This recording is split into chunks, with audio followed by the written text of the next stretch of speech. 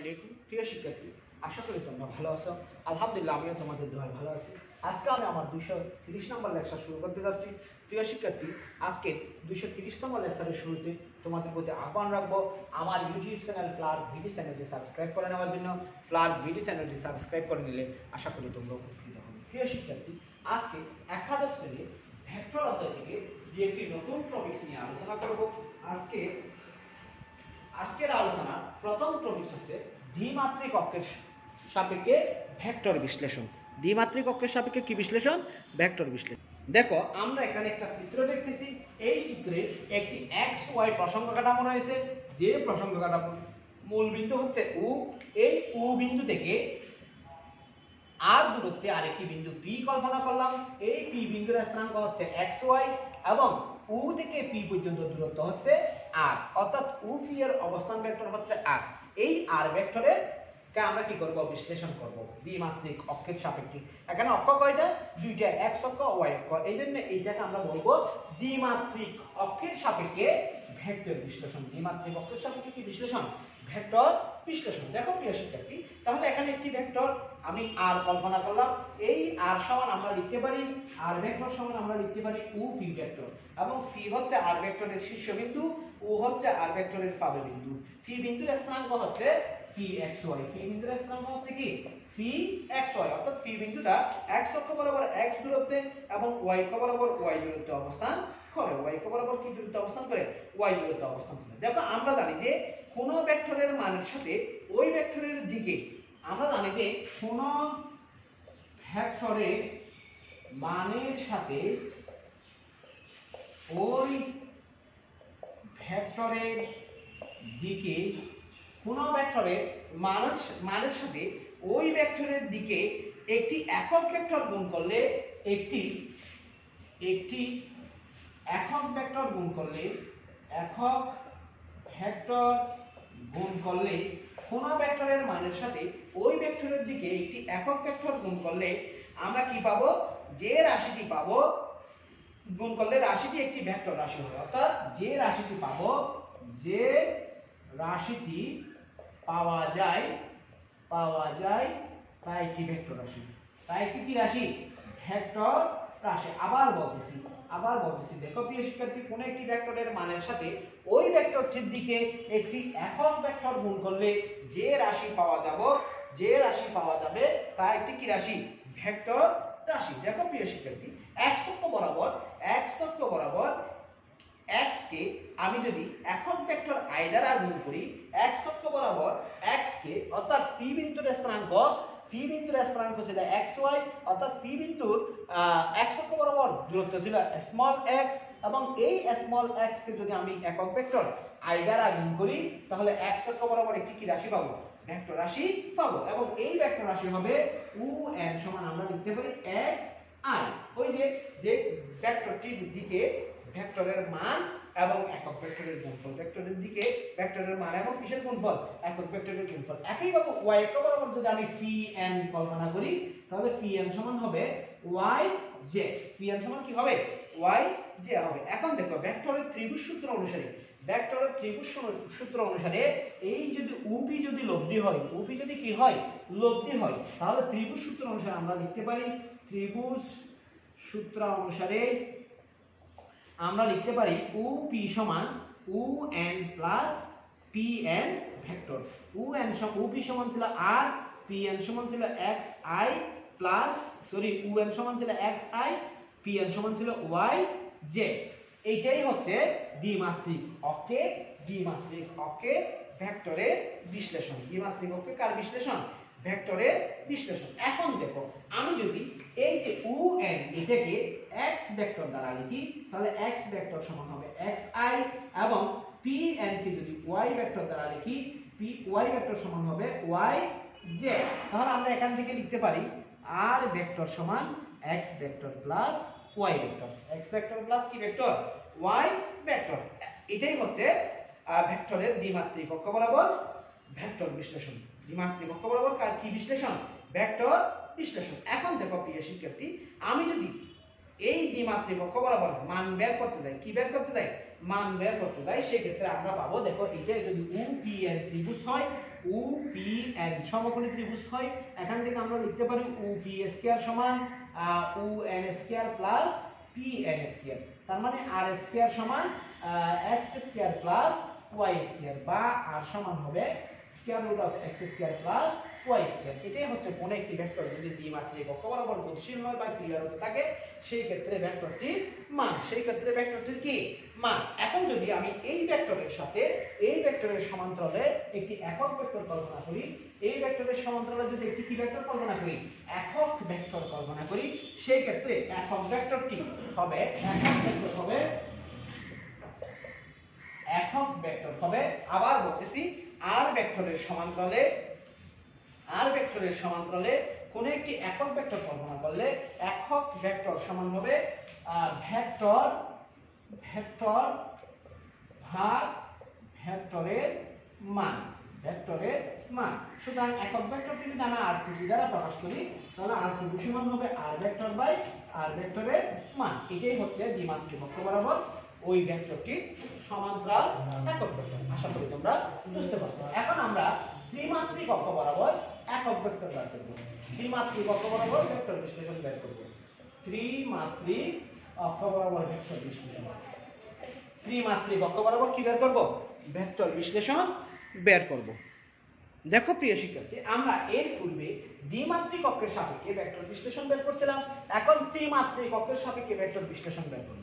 দেখো প্রিয় শিক্ষার্থী, আমি একটি ত্রিমাত্রিক অক্ষ অঙ্কন করলাম, এটা হচ্ছে x অক্ষ, এটা হচ্ছে y অক্ষ, এটা হচ্ছে z অক্ষ। দেখো x অক্ষ, y অক্ষ, z অক্ষ। দেখো আমি এটাকে x অক্ষ দিই, এটা হচ্ছে x অক্ষ, এটা হচ্ছে y অক্ষ,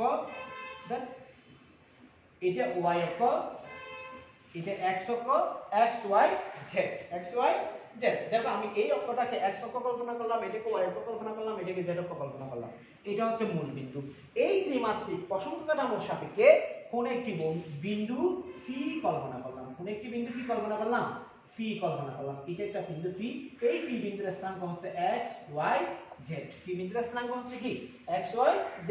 এই ফি বিন্দুর অবস্থান, দেখো এই ফি বিন্দুর অবস্থান ভেক্টর হচ্ছে r, ফি বিন্দুর অবস্থান ভেক্টর হচ্ছে কি r, অর্থাৎ ফি বিন্দুটা ও বিন্দু থেকে r দূরত্ব অবস্থান করে, ফি বিন্দুটা ও বিন্দু থেকে কত দূরত্ব অবস্থান করে, r দূরত্ব অবস্থান করে। তার মানে আমরা লিখতে পারি r ভেক্টর সমান ও ফি ভেক্টর, r ভেক্টর সমান কি ভেক্টর, ও ফি ভেক্টর। আমরা জানি যে x y z অক্ষ বরাবর যদি তিনটি একক ভেক্টর i j k দ্বারা প্রকাশ করি তখন i j k একক ভেক্টরগুলিকে আয়ত একক ভেক্টর বলা হয়, i j k একক ভেক্টরগুলিকে আয়ত একক ভেক্টর বলা হয়। তাহলে দেখো আমি x অক্ষ বরাবর একটি একক ভেক্টর কল্পনা করলাম i, y অক্ষ বরাবর একটি একক ভেক্টর কল্পনা করলাম z, এবং z অক্ষ বরাবর একটি একক ভেক্টর কল্পনা করলাম k। ঠিক আছে, z অক্ষ বরাবর একটি একক ভেক্টর কি কল্পনা করলাম, k কল্পনা করলাম। এখন দেখো এই ফি বিন্দু থেকে z অক্ষের উপর একটি ফি কিউ লম্ব টানলাম, z অক্ষের উপর একটি কি লম্ব টানলাম, ফি কিউ লম্ব টানলাম। আবার বলতেছি ফি বিন্দু থেকে z অক্ষের উপর একটি ফি কিউ লম্ব টানলাম। আবার ফি বিন্দু হতে xy তলের উপর, ফি বিন্দু হতে এই যে xy তলের উপর একটি ফি n লম্ব টানলাম, একটি কি লম্ব টানলাম, ফি n লম্ব টানলাম, xy তলের উপর একটি ফি n লম্ব টানলাম। এই n বিন্দু হতে x অক্ষের উপর একটি n বিন্দু হতে, দেখো n বিন্দু হতে xy তলে x অক্ষের উপর একটি x অক্ষের উপর একটি n l লম্ব এবং y অক্ষের উপর n m লম্ব টানলাম। আবার বলতেছি ফি বিন্দু একটি বিন্দু যার স্থানাঙ্ক xyz, এই ফি বিন্দু xyz অক্ষের সাপেক্ষে r দূরত্বে, xyz অক্ষের মূল বিন্দুর সাপেক্ষে r দূরত্বে অবস্থান করে, অর্থাৎ ফি বিন্দুটার অবস্থান ভেক্টর হচ্ছে r। ঠিক আছে, আমরা xyz অক্ষ বরাবর তিনটি একক ভেক্টর i j k দ্বারা প্রকাশ করলাম। ফি বিন্দু থেকে z অক্ষের উপর একটি ফি কিউ লম্ব টানলাম এবং ফি বিন্দু থেকে xy তলের উপর একটি ফি n লম্ব টানলাম। n বিন্দু থেকে x অক্ষের উপর n l লম্ব এবং y অক্ষের উপর n m লম্ব অঙ্কন করলাম, n m লম্ব অঙ্কন করলাম। এখন দেখো প্রিয় শিক্ষার্থী, তাহলে আমরা লিখতে পারতেছি, আমরা চিত্র হতে আমরা কি লিখতে পারতেছি, দেখো চিত্র হতে আমরা লিখতে পারতেছি উ l সমান চিত্র হতে আমরা লিখতে পারতেছি উ L সমান আমি ভেক্টর রাশিগুলি ইয়া রাখলাম, উজ্জ্বল রাখলাম। আমি মনে করলাম এই যে U থেকে M পর্যন্ত Y, U থেকে L পর্যন্ত X, U থেকে Q পর্যন্ত Z, অর্থাৎ 3 বিন্দুর স্থানাঙ্ক ছিল X Y Z। সুতরাং 3 বিন্দুটা X অক্ষ বরাবর X একক দূরে, Y একক বরাবর Y একক দূরে, Z একক বরাবর Z একক দূরে অবস্থান করে। সুতরাং U L সমান এখানে X, এরপরে দেখো U Y সমান L M সমান Y, U Y সমান U M সমান L M সমান আমি কি লিখতে পারি, Y লিখতে পারি। একইভাবে দেখো এই যে P থেকে N পর্যন্ত যত, U থেকে Q পর্যন্ত তত, অর্থাৎ P N সমান U Q সমান Z, U Q সমান কি Z। আমার কিন্তু মনে হচ্ছে যে এটা কিন্তু কি নয়, সমান নয়। এটা অঙ্কনের কারণে ত্রুটি মনে হচ্ছে, যে ত্রুটিযুক্ত মনে হচ্ছে, যে অ্যাকচুয়ালি এই OQ এবং PN পরস্পর সমান, OQ এবং PN পরস্পর কি সমান। এখন দেখো ত্রিভুজ সূত্র অনুসারে যদি আমি ক্যালকুলেট করি, আমি কি করি, ক্যালকুলেট করি। দেখো প্রিয় শিক্ষার্থী, আমি এখানে UN যোগ করি, তাহলে UN যদি যোগ করি, দেখো এটা এদিকে, এটা এদিকে। এখন আমি ত্রিভুজ সূত্র অনুসারে যদি লিখি, তাহলে আমরা পাবো UNP সূত্র হতে আমরা পাই UP ভেক্টর সমান UN vector plus NP vector, কি ভেক্টর, NP ভেক্টর। আবার বলতেছি UNP ত্রিভুজ হতে আমরা লিখতে পারি, UNP ত্রিভুজের তৃতীয় ভেক্টর বা লব্ধি ভেক্টর UP সমান UN vector plus NP vector, এখন দেখো এই UN ভেক্টরটা আমরা বের করব। UN ভেক্টরটা বের করতে গেলে আমাকে ত্রিভুজ ULN হিসাব করতে হবে। ত্রিভুজ ULN থেকে আমরা লিখতে পারি UN ভেক্টর সমান UL vector plus LN vector. তাহলে UN ভেক্টর সমান আমরা এখানে পাবো XI প্লাস YZ। কেন XI প্লাস YZ? আমরা কিছুক্ষণ আগেই পড়ছিলাম যে কোনো ভেক্টরকে, যে কোনো ভেক্টরের মানকে বা যে কোনো একটি মানকে ওই মানটি বরাবর, ওই অক্ষ বরাবর একক ভেক্টর দ্বারা যদি গুণ করি, তাহলে একটি ভেক্টর রাশি পাই। এখানে দেখো x অক্ষ বরাবর একক ভেক্টর ছিল I, x অক্ষ বরাবর মান ছিল স্মল x, তাহলে টোটাল ভেক্টর হবে xi। y অক্ষ বরাবর একক ভেক্টর ছিল j এবং মান ছিল y। তার মানে আমরা UL সমান লিখতে পারি xi ভেক্টর, LN সমান লিখতে পারি yj ভেক্টর। একইভাবে NP সমান আমরা লিখতে পারি, দেখো NP সমান আমরা লিখতে পারি zk। তাহলে আমরা এখানে লিখব UN সমান UL plus LN vector plus NP vector. তাহলে আমরা এখানে পাবো xi plus yj plus zk। এটা কি ছিল, আর ভেক্টর ছিল। এটাই ছিল ত্রিমাত্রিক স্থানাঙ্ক ব্যবস্থায় ভেক্টর বিশ্লেষণ। ত্রিমাত্রিক স্থানাঙ্ক ব্যবস্থায় কি বিশ্লেষণ, ভেক্টর বিশ্লেষণ। এখন যদি আমি এই ভেক্টরটির মান বের করতে যাই, অর্থাৎ r এর মান বের করতে যাই, সেই ক্ষেত্রে আমরা দেখো UPN সমকোণী ত্রিভুজ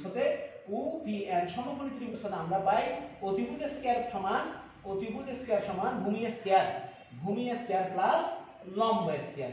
তাহলে আমরা এখানে কি পাচ্ছি, দেখো UP স্কয়ার সমান, দেখো UN স্কয়ার প্লাস আমরা কি পাইছিলাম, PN স্কয়ার পেয়েছিলাম। এখন দেখো UN স্কয়ার সমান আমরা কি পাইছি, এই ত্রিভুজ থেকে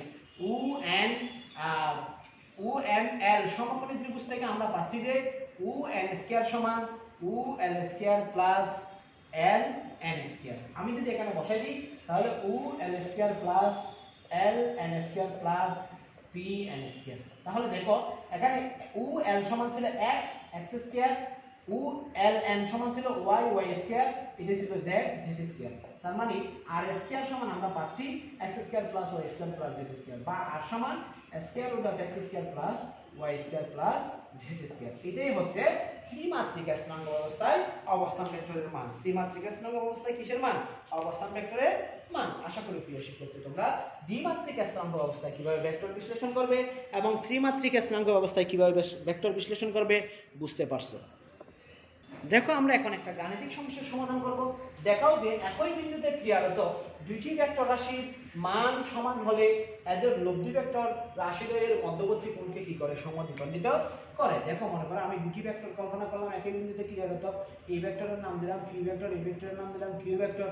দেখো এটা মূল বিন্দু, এই যে এটা একটা লব্ধি ছিল, এটা একটা কি ছিল লব্ধি ছিল। দেখো প্রিয় শিক্ষার্থী, এখন এই লব্ধিটা কি যদি আর দ্বারা কল্পনা করি, তাহলে দেখো আমি যদি সামান্তরিক পূর্ণ করি তাহলে দেখা যাবে যে এই ভেক্টরদের পরস্পর আলফা কোণে ক্রিয়া করে, পরস্পর কত কোণে ক্রিয়া করে, আলফা কোণে ক্রিয়া করে। আবার দেখো লব্ধি ফি ভেক্টরের সাথে থিটা কোণ উৎপন্ন করে, লব্ধি ফি ভেক্টরের সাথে কত ডিগ্রি কোণ উৎপন্ন করে, থিটা কোণ উৎপন্ন করে। আমাকে বলছে যে যদি একই বিন্দুতে ক্রিয়া করে দুটি ভেক্টর রাশির মান সমান হয়, অর্থাৎ পি সমান যদি কিউ হয়, সেই ক্ষেত্রে লব্ধি অবশ্যই তাদের যে কোণে তারা ক্রিয়া করে সেই কোণকে কি করবে সমদ্বিখণ্ডিত করবে। তাহলে আমরা লিখতে পারি সামান্তরিক সূত্র অনুসারে আমরা লিখতে পারি tan theta equal q sin alpha by p plus q cos alpha, আমাকে বলছে যে p এবং q পরস্পর সমান, আমাকে বের করতে বলছে কি একই বিন্দুতে ক্রিয়ারত দুইটি ভেক্টর রাশির মান সমান হলে এদের লব্ধি ভেক্টর রাশিদ্বয়ের মধ্যবর্তী কোণকে কি করবে সমদ্বিখণ্ডিত করবে, সেটা আমরা বের করব। অর্থাৎ থিটাটা আলফা এর অর্ধেক হবে, কি হবে অর্ধেক হবে, সেটা আমরা প্রমাণ করব। এখন দেখো tan থিটা সমান কিউ এর মান দেব ফি, এখানে ফি প্লাস পি cos আলফা, এখানে sin আলফা। এখন দেখো বা tan থিটা ইকুয়াল, দেখো এখানে কি পি কমন নিয়ে কাটাকাটি যাবে, তাহলে বাকি থাকবে sin alpha by 1 plus cos alpha, sin alpha by 1 plus কি আলফা বাকি থাকবে cos আলফা বাকি থাকবে। এরপরে দেখো প্রিয় শিক্ষার্থী,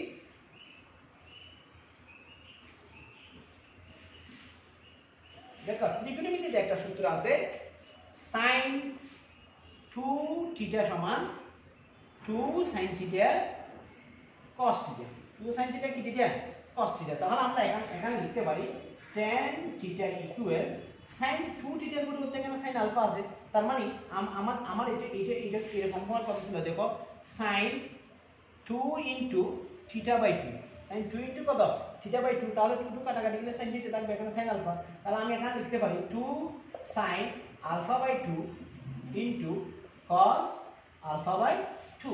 এখন দেখো 1 প্লাস cos আলফা, এই 1 প্লাস cos আলফা সমান আমরা লিখতে পারি 1 plus cos 2 theta, 1 plus cos 2 theta সমান 2 sin স্কয়ার থিটা, তাহলে এখানে 1 প্লাস cos 2 থিটা সমান যদি 2 sin স্কয়ার থিটা হয়, তাহলে 1 প্লাস cos থিটা সমান আসবে 2 sin স্কয়ার থিটা বাই 2। এগুলো ত্রিকোণমিতির সমীকরণ। আমরা এই ত্রিকোণমিতির সমীকরণগুলো আমাদের কি রাখতে হবে, মুখস্থ রাখতে হবে। সরি, এটা cos স্কয়ার থিটা হবে, এটা কি হবে cos স্কয়ার হবে, তাহলে আমরা এখানে যদি মানটা বসাই দিই 2 cos স্কয়ার আলফা বাই 2। এখন দেখো একটু কাটাকাটি যদি দিই, তাহলে cos স্কয়ার আলফা বাই 2 এবং cos আলফা বাই 2 এর মধ্যে কাটাকাটি যাবে, 2 কাটাকাটি যাবে, বাকি থাকবে tan থিটা সমান sin আলফা বাই 2 ইনটু এখানে থাকবে cos আলফা বাই 2।